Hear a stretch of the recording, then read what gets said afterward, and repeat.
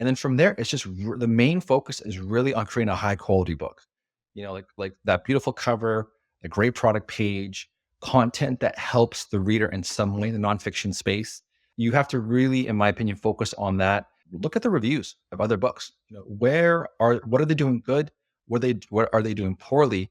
And make sure that your book either includes those good parts or overcomes those negative parts, because that's really what's going to allow your book to sell for a long time.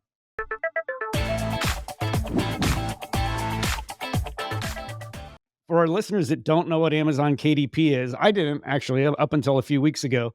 Can you explain what it is? Yeah, basically it's Amazon publishing.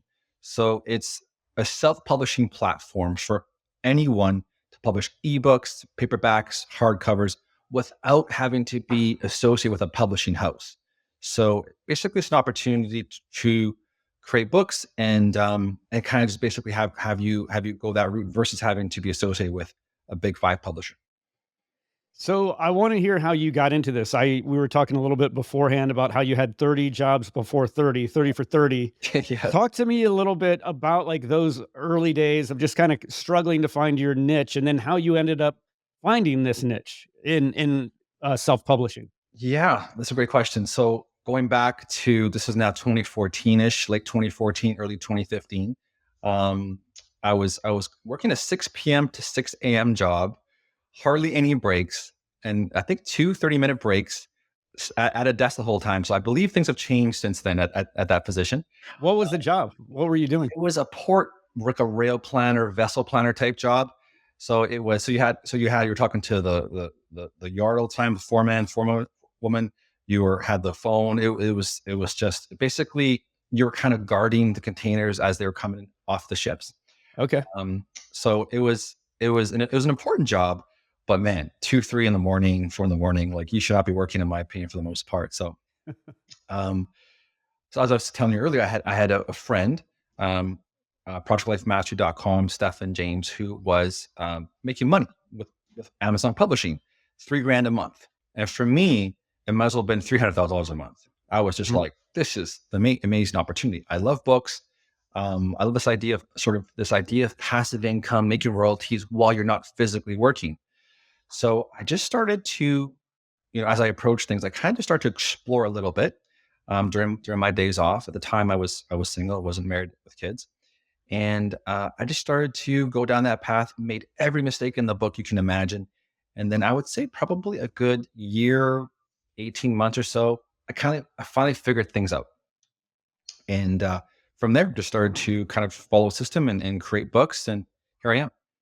So were you staying at the warehouse dock job while you were learning? Like, did you have at 2 in the morning time to study this? I imagine it's kind of quiet at 2 in the morning. But maybe not. But did you have time to kind of get this started while you were in your, you know, W-2 job, regular job, and kind of get the ball rolling? There definitely was some like research opportunities and some of that. I think for me, I was fortunate because it was a 4 on, 4 off schedule. So I had Okay. 4 full days off. And it's funny too, with those 4 days off, usually I would spend day one recovering from the shifts. Day two and day three were full days off. And then day four, you'd prep to get back to work for these 12-hour shifts because you couldn't do much during those days anyway. So during day two and day three, I was encouraged by my employer to work overtime. I almost always declined, even though the money was potentially good, and I really spent that time just making progress on my publishing business. So KDP, again, it's Kindle Digital Publishing. How does it work? Let's say I'm a guy that's got a book idea. Kind Yes, of walk me through the steps of how it works. yeah, for sure. So yeah, so it's Kindle Direct Publishing, Kindle Direct. Direct publishing, that's Yeah, right. and it's a bit of a misnomer too, because on that platform you can publish, as I mentioned, the digital version, the Kindle version, paperbacks, and hardcovers. So you can publish all three. Um, how the process works is, for the most part, you select your niche, right? Select your niche, right? So if you go on Amazon.com, you scroll down to the left-hand side under books, pretty much 80% of the topics are going to be nonfiction, health and fitness, cookbooks, um, test prep, exam prep. So what you want to do is you want to find a niche within that niche, you want to choose some profitable keywords, right? So, as an example, maybe you go to the cookbook section and then you go to paleo diet, right? As an example. And then the process from there becomes the process of creating your high quality book. That's really one of the big keys to this whole process is focusing on quality. You create the high quality book, so beautiful cover, you know, benefit driven, SEO based title with a benefit driven subtitle, beautiful product page, nice description, great content. And then sort of the last sort of piece to the puzzle is launching this book using some sort of method to get your book visible. A lot of people come to me and say, well, I don't have an audience. And I say, it doesn't really matter. You can publish these books in a certain way where you can get your book in front of literally hundreds of thousands of readers. So that's another critical piece to the puzzle. So walk me through your first project. How did you write it yourself? Explain these, the cover, the Yeah. quality of the book. How did you learn how to do that? Is it just did you just kind of trial by fire and just figured it out as you went, or were you following somebody else's blueprint? Definitely trial by fire. Like I said, I made every mistake in the book. I did a scattershot approach where I would just publish on multiple topics. I mean, thinking back, I think one of my first books, I want to say it was dog training or something like that, dog training. And it was terrible. It was terrible. It was short, the cover was ugly. Um, I had no launch plan. I just knew, like, I was desperate to make something work, and I just knew that this was going to work. So I was kind of like the pressure was off a little bit in the sense that I was like, let me just get something out there. Let me just go through this process once because I struggled a little bit with procrastination, perfectionism. So I was like, let me just get something out there, publish it, and and then it was just a matter of refining things from there. So talk to me a little bit about why someone would be interested in pursuing something like this, and maybe like who I know you've got like a master class that you teach. Who some of your typical clientele are? Mhm, mhm. I would say people fall into sort of generally three categories. Number one, it's someone who's looking to sort of supplement their main income source. Typically, it's someone who works a 9 to 5. As we all know now, inflation is a bit of a challenge. So for someone to sit there and maybe make an extra 1, 2, 3 grand a month, is pretty nice. It's a pretty nice option. So that's sort of one category. A second category is someone who's saying, you know what, screw it. I'm actually going to go all out. I'm going to build this to the point where I can eventually leave my 9 to 5 and sort of have that, freedom, which is definitely a possibility. It's not going to happen overnight, but it definitely can happen for sure. And then the third sort of person that we were talking about earlier is someone who's looking to leverage this idea of a book as a business card, whether it be for authority, for perhaps even speaking engagements, that sort of thing. That's a huge opportunity as well. So yeah, that's generally the three top categories. And then people in my program, I've got someone in my program who is just going to turn 80. She's going to turn 80 and she's inspiring. She's making progress, and she needs a little bit of help on some of the sort of back end stuff with perhaps uploading the files. But she's got it. She's got the program down and she's making progress. I've got someone as young as 19. She's a student in university. So her mentality is, let me publish books as opposed to getting a part-time job while I'm going to school and see where this takes me. And everything in between, we have people that are professionals working their jobs, people in between jobs. It's a real cool experience for me to be able to talk to people from all over the world trying to publish books. So you got started in 2014. Is that correct? Right around then? Yeah, I want to say probably sometime in like spring, summer 2014 or so. Yeah. So that's 10 years, since that time. How has publishing changed in the past 10 years for you? How has this business model changed in the past 10 years? Dramatically for the better, for the better. When I published back then, you could put up a book that was, just okay content, okay cover, no ads, not much marketing support, and it could do okay. It could do okay for you. I kind of call it sort of this phase. And that's probably phase one. Phase two of the book of sort of this publishing path was, okay, a little more competition. Readers are more savvy. They're looking for higher quality content, covers that catch their eye even more. And I think where we're at now is what I call sort of the 3.0 phase, where now, in my opinion, it's never been easier with the power of AI to create really high quality books that readers love, quickly, relatively inexpensively. That's kind of where we're at right now. It's changed dramatically since those 2014 days. We'll get into AI in a little bit here, but I wanted to ask you first, like, what are the main things to focus on? I'm thinking like in terms of niches, just like what somebody really needs to get dialed in to ensure success in KDP. I learned this the hard way. It's really just about fundamentals. So the fundamentals for me are, first of all, are you in? If you're doing a business card book, that's a little bit of a different sort of topic. But if you're doing a book that you want to sort of generate passive income for you, are you going to go into a niche or a category that's in demand? Are there people looking for this book?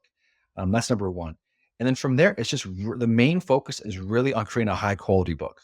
Like that beautiful cover, a great product page, content that helps the reader in some way in the nonfiction space. I've done both nonfiction and fiction. Nonfiction is really cool because you can actually create something of value that people are going to buy for literally years. So you have to really, in my opinion, focus on that. One thing I tell all my members in my program, I say, look at the reviews of other books. What are they doing good? What are they doing poorly?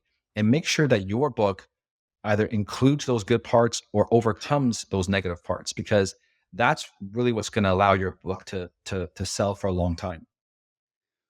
What's the breakdown in terms of like overall book sales? Isn't most of it 80 or 90% nonfiction books?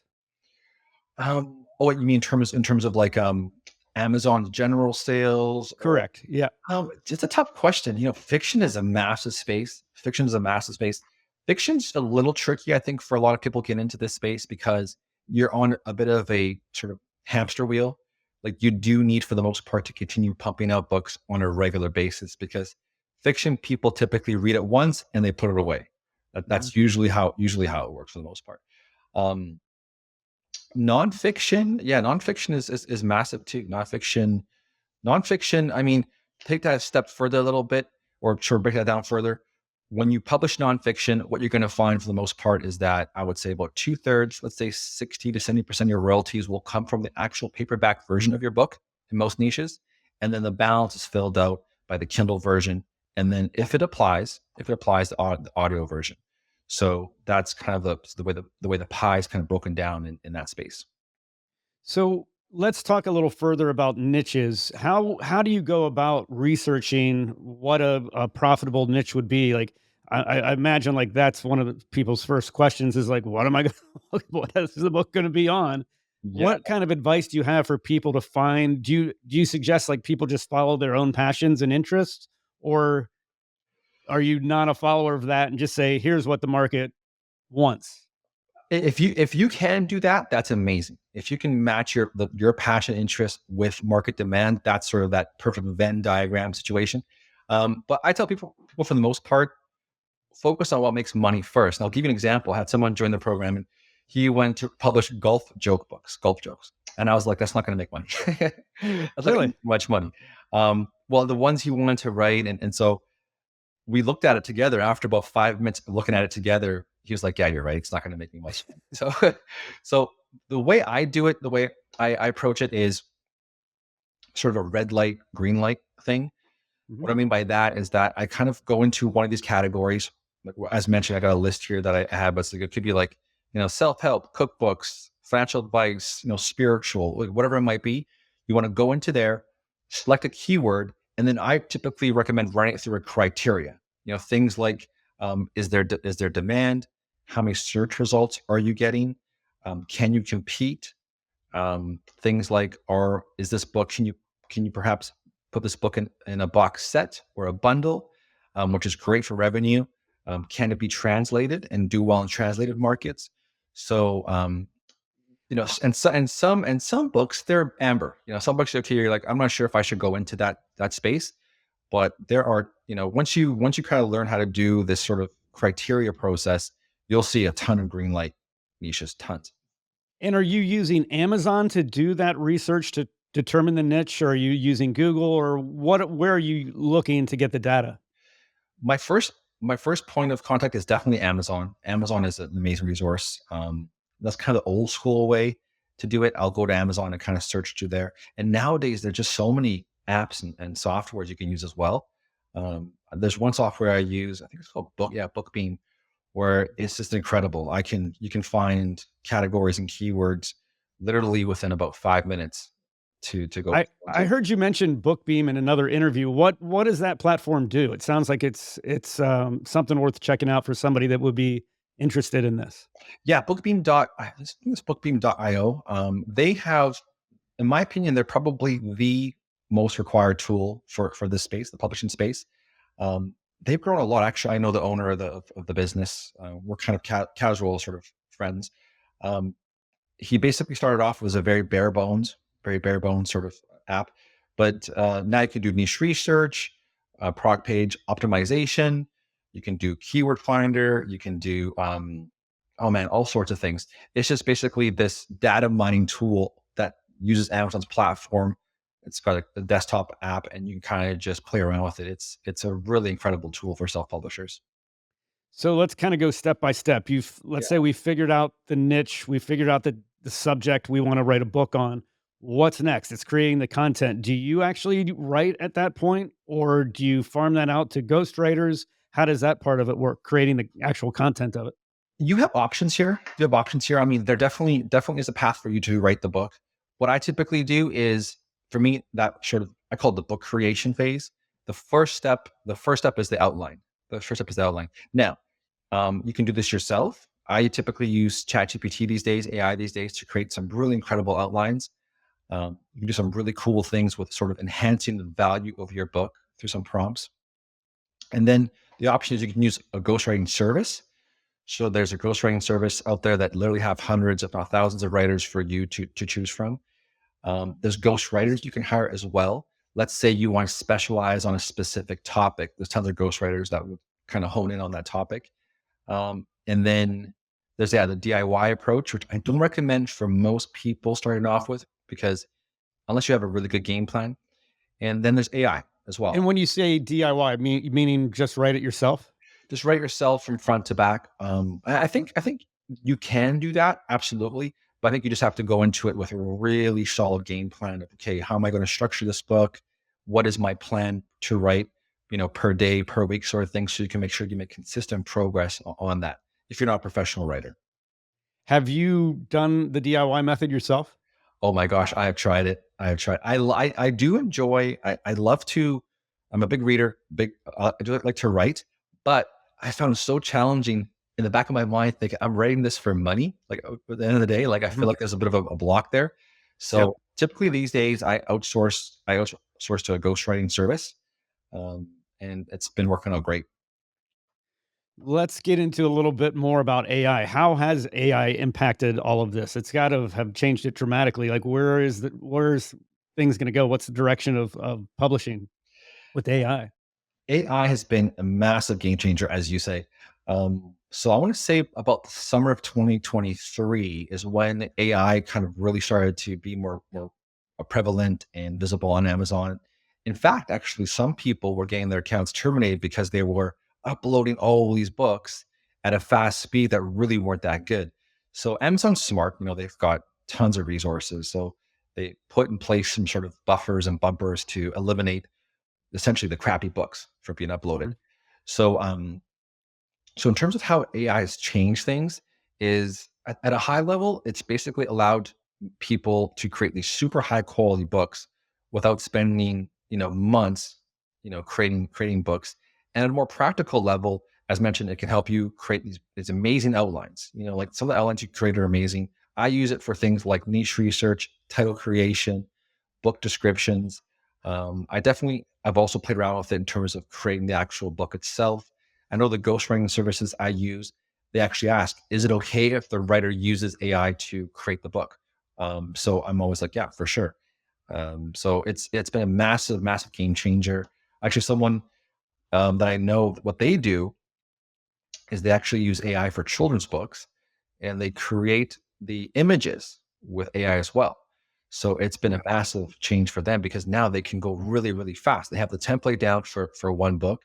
Now they create these beautiful images, and on children's books, it's maybe 1,000 words. The content is quite low, so it's never been easier for them to create these beautiful, high quality books as quickly as possible.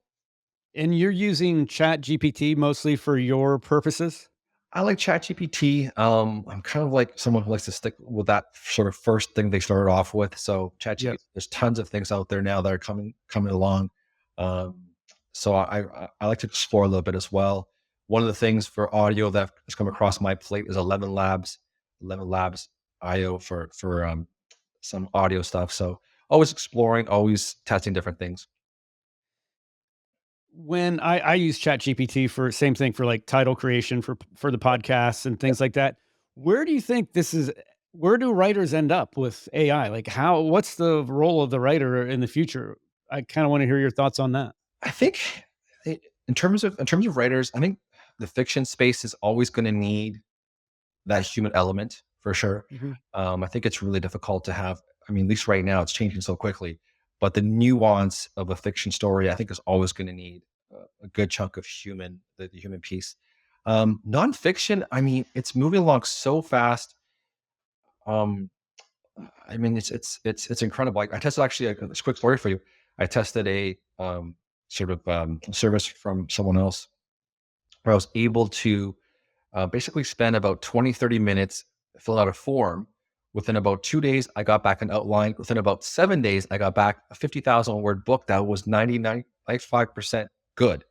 Right. Hmm. So it's amazing. I think at the end of the day, I think the path for AI is that it will be um, more and more involved with how we do things, but you are still going to need that human piece Yeah. to personalize things. I think that's always going to be the case. I'm a big fan of a guy named Kevin Kelly, who was an editor of Wired magazine, and he kind of explained it the way he thought of it was like it's like having an intern do the writing for you, but you wouldn't have your intern, you wouldn't put that out as the final product, right? You still need to have the boss come in and edit it and clean it up and not use the intern's work as your own. That's very well said. Yeah, that's very Kevin Kelly's from that 1,000 True Fans. I think I remember reading that essay Yeah, one time, yeah. which is really good. That's really well said. Yeah, I agree with that 100%. Let's get into that a little bit, now that we're talking about Kevin Kelly and 1,000 True Fans. Talk a little bit about what that is for people that aren't familiar with it, and then does that same concept and idea apply to publishing? Yeah, so this idea of 1,000 True Fans is born from the fact that you don't need to be not everyone needs to buy your services or product. You know, you can have, relatively speaking, the world is huge, and to have 1,000 people that sort of appreciate what you do is goes a long way because there's word of mouth and so many benefits from having that sort of core group. It certainly applies to publishing for sure. What I think the idea is that when you launch these books, you want to make the most of those first few readers, right? Whether it's 100 people, 1,000 people or more, because you know that if there's a positive experience there, it will absolutely lead to them telling people that they know about your book or having the book available at their house or that sort of thing for other people to see. So, in my opinion, it can definitely apply. And the other way it applies too is one of the cool things you can do in this space is build email lists, right? So you can build email lists, a core group of people that are going to be basically looking for your book every time there's a new release on that topic. So that's a really cool opportunity as well. Let's get into that a little bit more about the marketing side of it.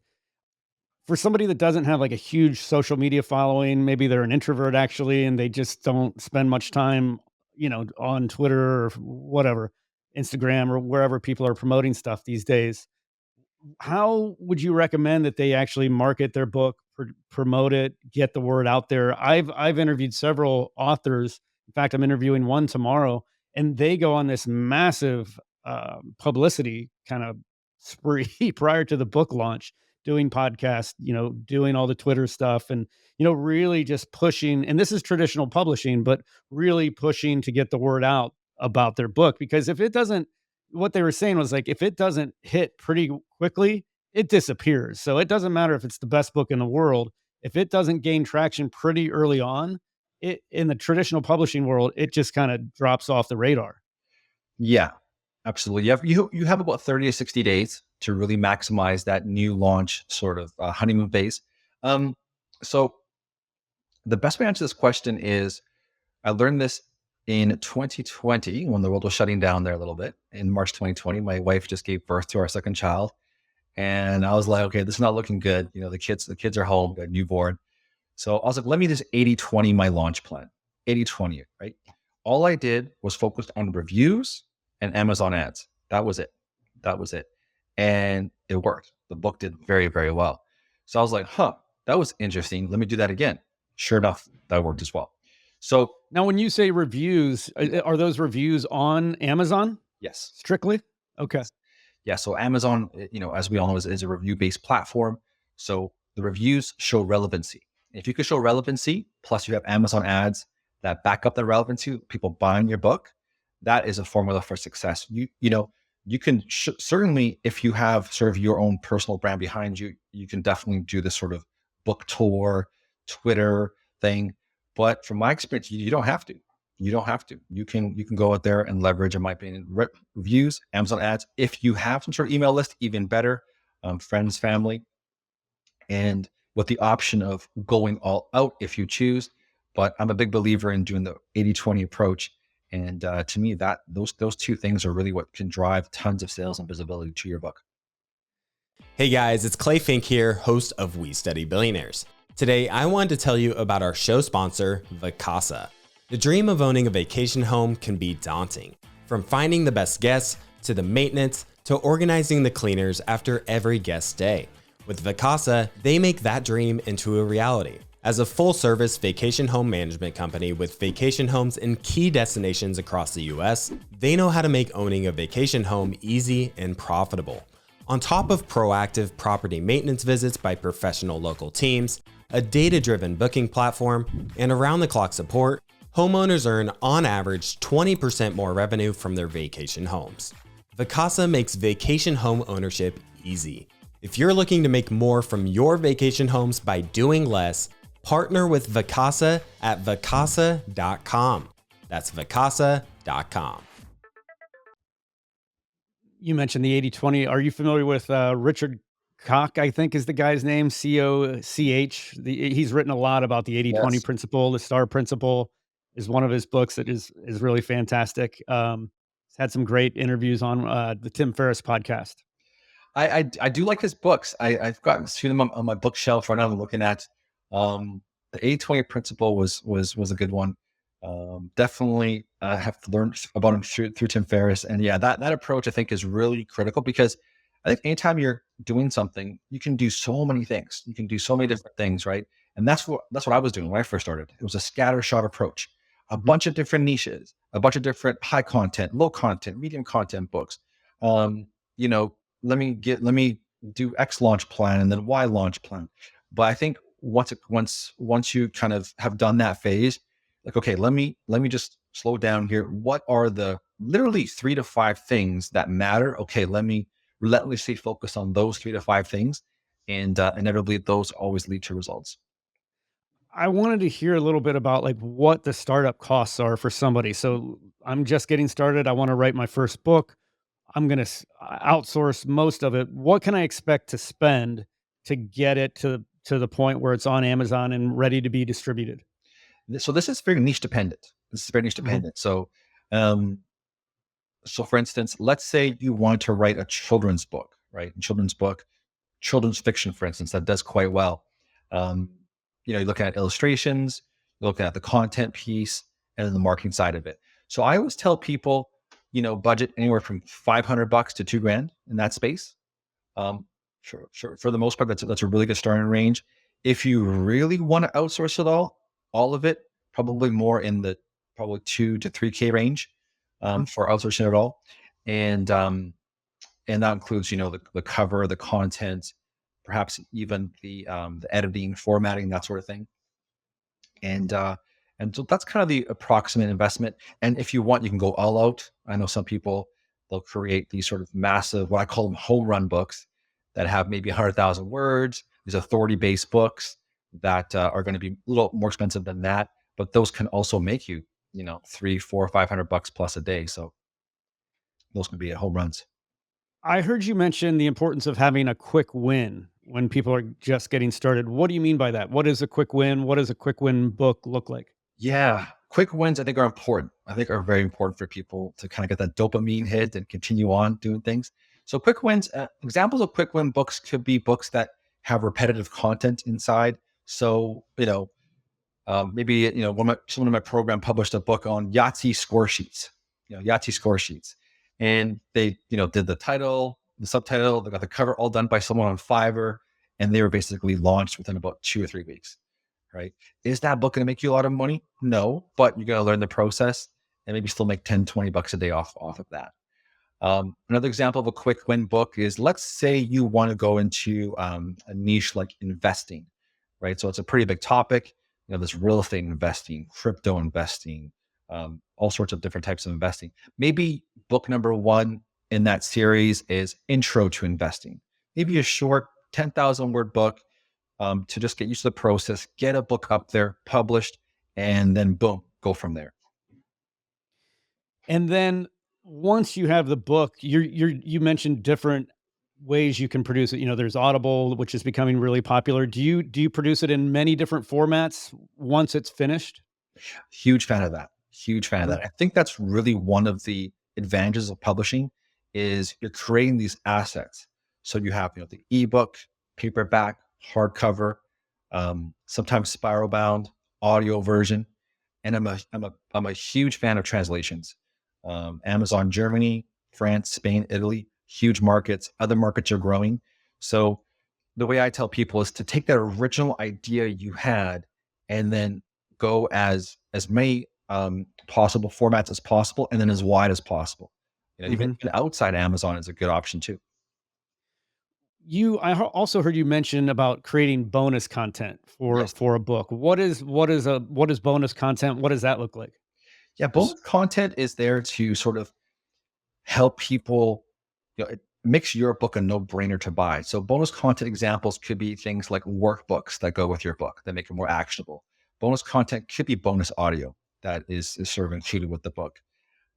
Things that, for instance, people do cookbooks and then they have meal plans to go with the book. So I'm a big believer in just enhancing the value of your book. You become unstoppable, in my opinion, and hard to compete with if you have all the fundamentals in place that we mentioned earlier, plus these enticing bonuses. That's an excellent formula for success. So you have written how many books at this point? How many books have you produced at this point? Oh, I've published well over 250, 250. 250? Yes, yes, And you've had over $1 million in revenue? yes. That's awesome. As you are going about your day-to-day life, I'm just curious how you structure your day-to-day. Like, are you continually working on a book, producing a new book, or do you kind of have stuff is 250 enough at this point that you can kind of rest and sit back and allow the royalties to kick in? Or talk to me a little bit about how your days are structured. Yeah, for sure. So I should preface this by saying as well that those 250, a lot of them were done during my scattershot phase. Mhm. So speaking of the 80-20 rule, that definitely applies to this. So for the most part, the book creation process itself, how I approach it is through a checklist. Have you ever heard of a Kanban board? I'm saying that right. Kanban, Kanban. Um, No, huh? it's the sort of philosophy from agile productivity. And you have essentially these columns and then tasks underneath each column. Mhm. So, for instance, in the book creation phase, you might have, choose a niche, create title, create subtitle, and then outsource the content. And then the book launch phase, you might have those tasks that relate to the book launch. So I've basically created a process, a checklist, a system that I follow for every book. I follow for every book. So what I like to do is like to batch things up. At this point, I like to usually go into one category, one niche, create 3 to 5 books in that space, so I can leverage the power of having the catalog. And that's typically how I do it. In terms of how I structure my day, um, for the most part, my main focus right now is on the education piece, helping the members of the program do well. So I typically have my days, filled with a couple days a week for calls, And the rest of the time, I'm doing some deep work, credit to Cal Newport for that, on Yeah. just things to just, improve the program, to learn more, to just really just create something special. If you want to exit, how do you exit? You create this business. Are there exits in the publishing business? And what is that like? Yeah, this was a surprise to me. So I kind of fell into this. So I sold one pen name for 71,000. And what happened with that was, the process basically looked like this. You create you create a series of books ideally. No one is going to want to buy just one book that's doing well. They're going to want to see multiple books. Essentially, if you can have a revenue stream of royalties in the say $2,000 a month range, even higher is better, of course, but a minimum of $2,000 a month for the better part of 12 months, you have an asset that can be sold. There's multiple sites out there. Empire Flippers is pretty much the gold standard as far as I'm concerned. Flip It as well as the old school one in there. And the process looks like you have like a business. So you have, your accounting in place. You have your spreadsheet on your income, your expenses, and then you basically post your listing on one of these sites, on these broker sites, web broker sites, and you attract people that are looking to buy the publishing business. And the reason why they're attracted to them, I found out, is because one, the margins are pretty good. I tell people, if you're not doing 60% margins in publishing, something is going wrong, something is off. And also, two, is it's this idea of, as mentioned earlier, having these multiple assets out there that are making you money 24/7 is an attractive idea for investors. So you did an exit and it was what, 71,000 you sold, and it was a series of books? It was a short series of books that had been doing well for the better part of, I think it was 18 months or so. And yeah, I had someone come. Actually, I got a cold email. I had a cold email from someone saying, I'm looking to buy these businesses. And I was like, kind of confused. I was like, buy the publishing? What do you mean? So kind of went from there in terms of the process. Yeah, so that was interesting. And is that kind of a business plan going forward for you? Like, do you expect to do that, to replicate that? Keep doing it if you Yes, can? yes, definitely. So I think, and this actually comes from Tim Ferriss too, is this idea of, um, even if you don't want to sell your business, you should still build it with the intention of selling it. So it becomes an actual business versus something that takes over your life. Mhm. So I tell everyone that you should approach it like that, right? So yeah, my vision right now is to build my current business, to exit for quite a bit more than 71K. Actually, funny story for you. I had someone in my mastermind group. He was in the fiction space. He sold his business to a California real estate investor who had no experience with publishing, almost seven figures. And it was interesting. I was like shocked. I was like, that's crazy. But this investor just liked the numbers, liked the fact that they had a good system in place for creating books, and it was pretty hands off. And yeah, so that was definitely eye opening. I wanted to get into a little bit. We talked earlier. I've got a company that does cost segregation studies. You mentioned a real estate investor. This is a study that's done for real estate investors to allow them to increase their cash flow, save on taxes. And I wanted to get your thoughts on creating a cost segregation book. It's a very specialized niche. Even a lot of accountants don't even know much about it. A lot of real estate investors just don't know much about it. My partners and I are thinking like, well, maybe this idea of a book as a business card makes some sense. So, can you talk to me a little bit about that? How I would go about it, and just some general thoughts you have on that? Yeah, I think that's cool, by the way. That's a really cool topic, to be honest. I'm definitely sharing that. Um, I think the process for you would look like getting just kind of clear on, what the purpose of the book is. And it sounds to me like it's just to get out there. Um, Yeah, there's something about a book that I find that anyone that's written a book, it's like you put them a little on a pedestal. yeah, absolutely. Absolutely. Yeah, so it definitely is that first step you have covered, right? Getting clear on what the goal of the book is. And then pretty much the same process applies. Really focus on the fundamentals with having, a beautiful cover, um, really outlining an excellent book, including those parts of the book that establish you as an authority. I'd also consider, incorporating perhaps some sort of landing page or some way to capture emails So you can leverage that. You can put that right at the beginning of the book, perhaps a bonus, perhaps some sort of bonus, maybe you know, a 7-day guide or a 30-day guide. Um, I have some more ideas for you once I know more about your business.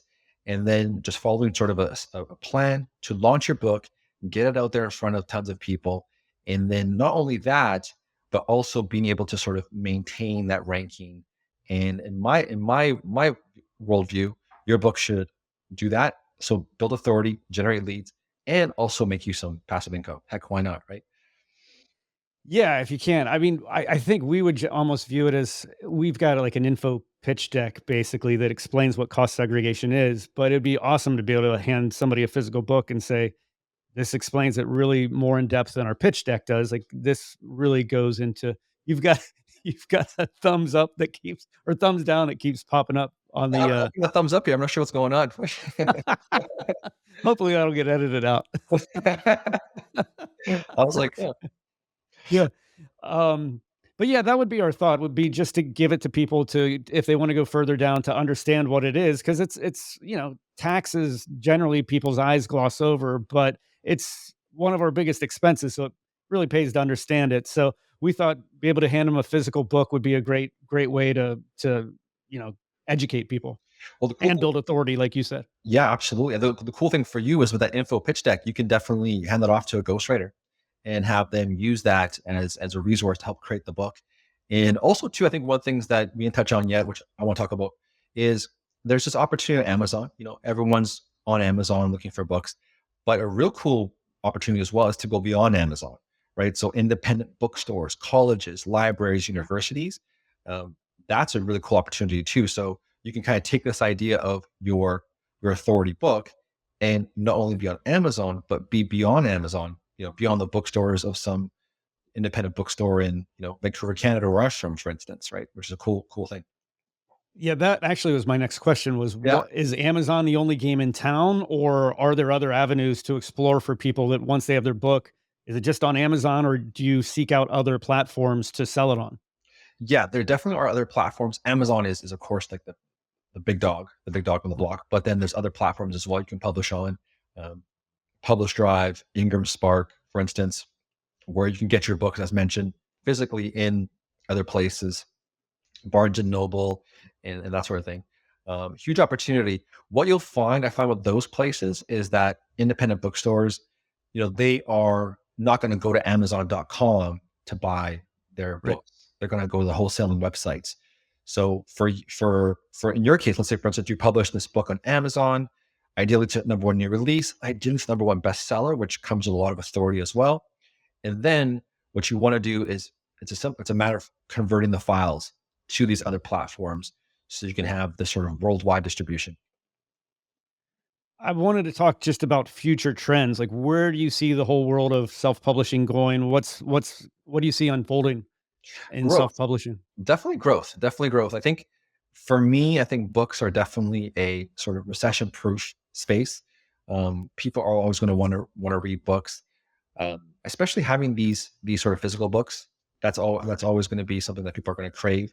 The trend that I'm really bullish on for books is, as you mentioned, the sort of business card book. I think that's a really good strategy to have in place.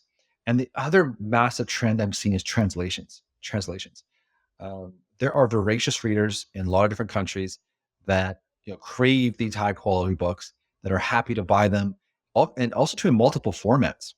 I'm not sure if you've ever done this, but maybe it's just me. I'm a little quirky, but I'll buy the ebook, and if I really like it, I'll buy the paperback version. And in some cases, if I really like it, I'll buy the audio version. Right. So that is something that is available for people once they get into, as I mentioned, Amazon, Germany, France, Italy, Spain. That translation piece is something that I think is really going to grow as we go into the future.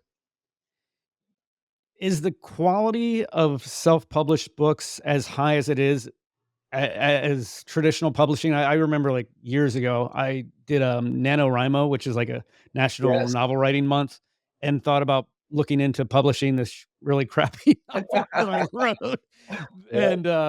And Yeah. I studied a little bit about publishing and the knock at that time, this was several years ago, was that self-published books are just like the quality is just not that good. So how does the quality compare to traditional publishing today? Pretty good, pretty close, pretty close. I think that Amazon's print on demand has come a long way. So one of the cool features of self-publishing is you don't actually have to carry any inventory, which is really cool. Here's a little hot tip. Here's a little hot tip is one of the opportunities is out there as well is, especially as your book starts to do well, you can start to explore doing things like doing physical products versions of your books. What I mean by that is Amazon FBA, for instance. So what you can do is you can start to even take your book quality to the next level and start to pre-order some of your books from places, FBA suppliers, essentially, to have sort of that version as well. But So I'm sorry, what is FBA? oh, pardon me, it's fulfilled by Amazon. So Okay. if you go to Amazon.com, you'll see people have FBA, all toys and all sorts of things, basically. Um, so FBA is another option for you where you're pre-ordering your book as maybe a traditional publishing house. Make sure the quality is even to that next level, but this time you are sharing some inventory.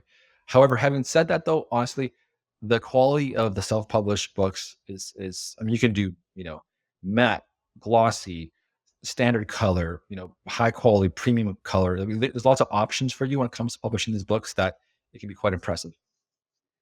I wanted to hear a little bit about your academy, Publishing Profits Academy. How did that get started? Did you just have people start reaching out to you? I interviewed a guy that did a totally real estate investing, and people started just reaching out to him. And he was like taking calls all the time, and it was the same calls over and over. So finally, he created a master class. So I wanted to hear a little bit about your experience with creating your academy. So it was kind of born out of I was happy to publish for a long time, but on my own, and I had this idea of build in public. You hear that quite a bit, build in Hmm. public. Yep. And what kind of spurred it for me was I actually helped someone close to me build a publishing business. They need some help with some things, so I helped them, and I really enjoyed that. It was like rewarding to help them. That plus coupled with some things on YouTube. I've seen some people on YouTube talk about, in my opinion, some false information about focus on these low content journals and log books. And Yeah. if you publish, 1,000 of them, my math is bad here, but 1,000 of them at $1 per, you make $1,000 a month sort of thing, whatever. And I'm vehemently against that approach. I think quality is the path to go. So I started creating content on Twitter and people kind of flocked to it. They were flocking to it. And I was like, well, this is kind of cool. And my wife was like, well, just go with it. Just kind of go with it. People are interested in this topic. So I was like, well, let me see if I can maybe just sort of build sort of lessons around how I've approached publishing, taking that sort of 80-20 approach and kind of make it no fluff. And yeah, here we are now, over 100 members later, everyone from 80 years old to 19 years old, and growing rapidly, and yeah, really enjoyable. It's really rewarding having people come to you, publish book, see that excitement. It's really cool. That is cool, and I've heard a lot of great reviews about the academy. I wanted to hear a little bit about, like, how it's structured. Do you have, like, individual calls with you? What's the cost? I'm very curious actually for my own self, like, if I do this cost segregate cost segregation book, maybe this is the way to go, is just have you walk me through this, step by step. Yeah, so it's funny. I'm new to this whole sort of education space, so I'm learning as I go. But the way I structure it right now is that there is a sort of so you get access to everything right away. Number one, so there's no drip feed, so you can access everything right away. There is a program checklist to follow, so it keeps you kind of on track. And so how I do it is there's the biggest there's sort of a welcome call. There's a niche review call which we go into, and it's 45 minutes an hour where we not only go through your niche, but we also kind of do a deep dive into, okay, how now do we go about creating this book? So I'm a big believer on these calls to give some clear, direct action steps. Like, what are the 2 to 3 things, 3 to 5 things we need to do? Some concrete tasks. I call them tasty tasks because you look at them, they're so easy to do. So then from there, it's access to me through weekly calls. Oftentimes I offer DM support. There's a community as well. So I'm very active in there with making sure people get their questions answered. I oftentimes share things. I'm still an active publisher. I think it's important to be an active publisher if you're going to be able to teach these things. So And the cost ranges. I mean, programs range usually around that $3,000 range for about 12-month access, plus all those pieces I mentioned. And then it ranges from there depending upon how much support you want. Um, there's even some cases where people are like, Nick, I've got more money than time. So can you help me do a done for you option? So I have that as well. So it kind of ranges. That's cool. And I imagine, being a writer, publisher is a pretty solitary journey. I imagine doing the coaching gets you interacting with more people. I know for myself, being doing the podcast, I do have the interviews, but a lot of it is like very solitary. So I imagine doing the teaching, it fulfills some level of I don't know, just human human interaction that we all need. That's been one of the huge benefits of this because as you say, I generally have a busy life with the two kids and being married and such. But um work wise though, it definitely is very solitary and adding this piece to the mix of having these calls with people from all over the world. I'm enjoying it. I'm really enjoying it. It definitely adds another sort of layer to life, which is definitely been awesome. That's cool. I wanted to hear, I'm looking at all those books behind you. I wanted to, Yeah. and you're a book lover, I'm a book lover. I just wanted to get into just some books that have made a huge impact on you lately, like, or not even lately, like just books that have changed the course and direction of your life, maybe. Yeah, man. There's been so many. I think the one book that comes to mind right off the hop is The 50th Law, Robert Greene, 50 Cent. Oh yeah. Yeah, yeah. And I remember listening to that book. That was during my 6 p.m. to 6 a.m. days. I come back home, sleep from like 7 to noon, like maybe 4 or 5 hours of sleep. And I grab my headphones and go for a walk in downtown Vancouver, listening to that book. And this book was just the Robert Greene's voice, this idea about death, this idea about opportunities, and just 50 Cent story was just so inspiring. So that book really pushed me towards leaving that sort of comfy job because it was, a salary based job to kind of go out on my own. Um, in terms of actual sort of, so that was huge. That book, Have you read his other books too? Like, I mean, the 48 Laws of Power was like what 50 Cent and a lot of those guys like read to make it in the hip hop world, right? I think it was actually banned at one point in prisons, It yes, was, yes, for um, Loss of Power, 33 Strategies of War. He's got so many good books. Mastery is also Mastery is really good. good. Yeah, definitely a big fan of Robert Greene. Definitely a big influence. And then related to that, the 50th Law book was On the Shortness of Life by Seneca. This book right here. Oh yeah. Yeah, Um, yeah. so once every few months, I'll actually read that. I'll go to a coffee shop or something, and I'll reread that story. That's for the essay.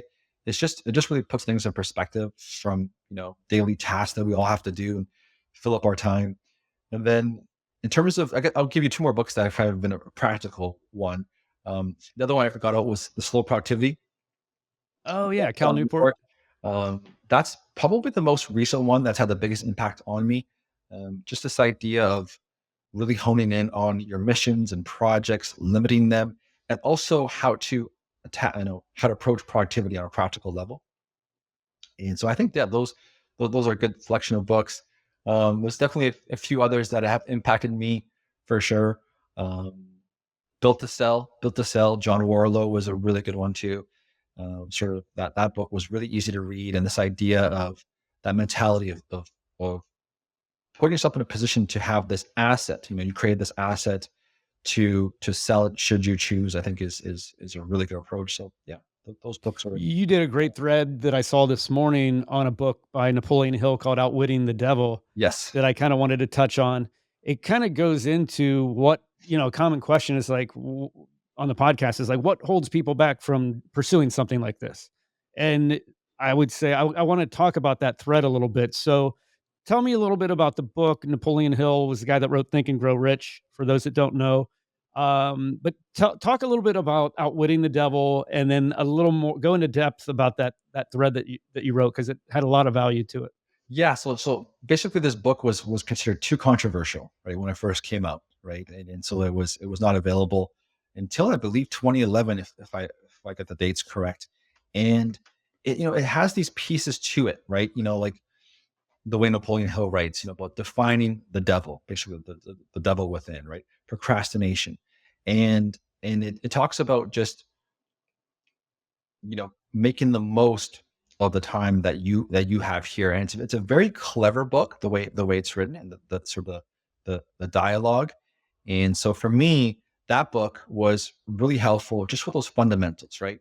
Procrastination, fear, all those things that we all experience at one point or another.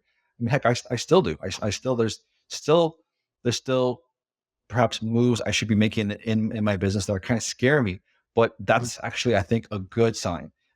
So, um, yeah, that book was really monumental and just kind of really builds upon the whole idea of Think and Grow Rich, and then sort of maybe more of that sort of holding yourself back aspect, getting over that piece. I listened to it years ago. I came across it on YouTube, I think, and it was on there, and I listened to it. In the end, like, what are some of the steps to outwit the devil? And the devil is like like your own negative self talk and limiting self beliefs in a lot of ways, right? It is having that faith, avoiding procrastination, understanding your purpose is really key as well. I Yeah. think that's really one of the keys as well. And I think at the end of the day is there's this, Napoleon Hill talks about this a lot, this the subconscious mind piece, right? Really understanding that is an asset for you. That's an asset you can use. And I think that's something that, in my opinion, if you can be aware of those things and then work to make progress in those areas, that can make you unstoppable. Nick, this has been a lot of fun. I really appreciate you sharing all of this. Is there anything that we didn't touch on that you wanted to discuss at all? One last thing, because I know sometimes people, when they think about doing new things, get bogged down a little bit. I think the Yeah. one thing I want to touch base on briefly is just productivity. And what I Mhm. found, one of the things I found to work, is this idea of limiting your missions, right? So maybe professionally, two, three things max, and then limiting your projects. Then a big game changer. 1 to 3 projects at a time. And Yep. because projects have overhead, right? So if you can limit your projects to, 1 to 3, and when that project lands on your desk, do all you can to either complete it or bring it to a natural stopping point. That is an excellent formula for, I think, being productive and also enjoying what you do and not being overwhelmed. I like that a lot. I'm interviewing Scott Young tomorrow, and he Oh, yes. he teams up with Cal Newport that you mentioned on a couple online classes, and one is on the power of focus, I believe, productivity, things like that. And I was listening to one of their interviews, and same thing. They said you really can only do like one, maybe two missions at the most. Like, Right. Cal is a professor and an author. He said that is about the most you can do. And then Scott has this idea of like a project-based life, which Yes. is pick your projects and just crank them out, and don't stop until you're finished. I think it's a really good concept and a good way to think about life, and almost like a portfolio kind of life that develops over time. Absolutely. It's very well said. Yeah. So for our listeners that want to find out more about you, learn about your academy, what's the best way for them to do that? A couple ways. Number one is I'm very active on Twitter currently. So Nick DeFabio on Twitter. Number two, check out publishingprofits.io. Publishingprofits.io is the site. It's going some up under some upgrades right now. But those are the two best places to sort of check things out and kind of go from there. Cool. Nick, I really appreciate your time today. My pleasure, Patrick. Absolute pleasure to meet you, and take care. By learning some principles, applying it by publishing it, and then revamping it over and over. So it was a way to amplify your writing to the world much better. And think about it: when you write, not only are you writing on social media, if that's your bag, but you're writing emails to sell things. You're writing sales emails. You're writing product pages. You're reaching out to people. You're putting pages on Google local listings. You're doing a lot of writing that you may not know. And if you can make every single piece of writing 10%, 20%, 100% better, imagine the results that compound from that. Yeah. And that's what the copywriting course is about.